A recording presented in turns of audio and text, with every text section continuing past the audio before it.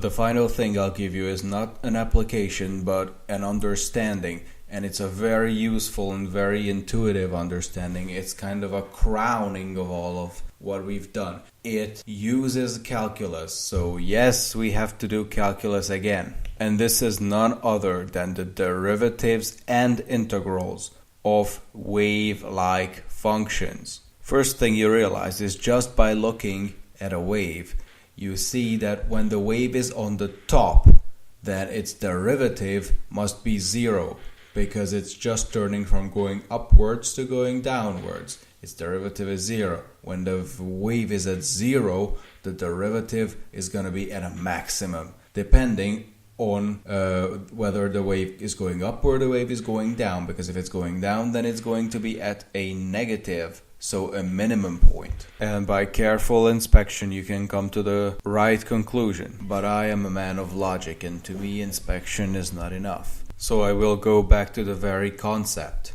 of the derivative, which is the rate of change. And now we have to imagine that in a phasor, because these circles and these waves are connected to the phasors. They are just special cases. The waves are just projections of the phasors. And now recall that in every cyclic motion, including phasing, the derivative has to be 90 degrees away from the position of the circle. So if a projection is waving, then the derivative of that projection has to be waving as well, but 90 degrees away from the original wave. And if you think about it, cosine is 90 degrees away from sine. And this is our solution. Cosine will be the derivative of sine. But there has to be another thing. 90 degrees away from cosine, that is not sine, the derivative of cosine, and that is minus sine. Why minus sine? Because it's 180 degrees away from sine.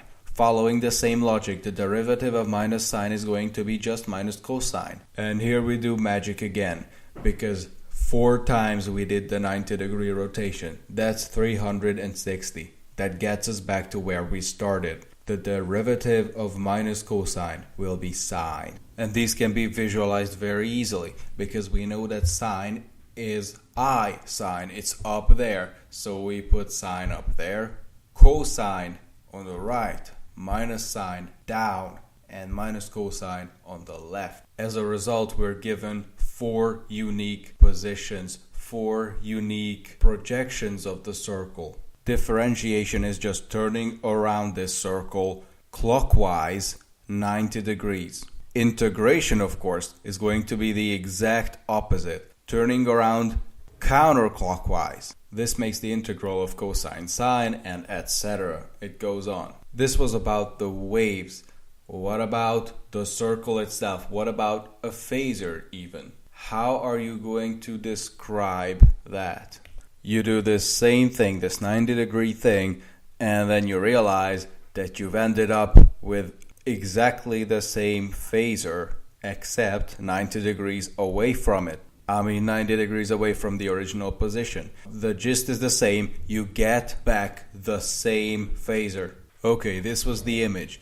How does it look mathematically? The phasor is e to the I omega t. The differential operator leaves the exponential alone, and I omega comes to the front. It leaves t, the variable, alone. We know this from basic calculus. So you get I omega times e to the I omega t. With integration, you get 1 over I omega in the front. In other words, the operation of differentiation and integration have been simplified to multiplication by a constant. It's ridiculous. It's literally easier to integrate these things than to add them.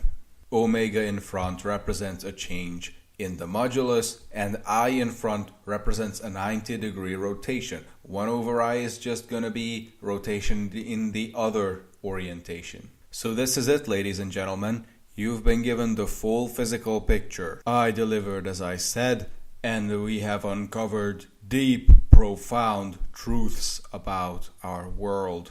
Now you must be at the level of math genius, fully able to speak the language of imaginary exponentials. These are applicable almost anywhere. There is no end to the number of potential uses.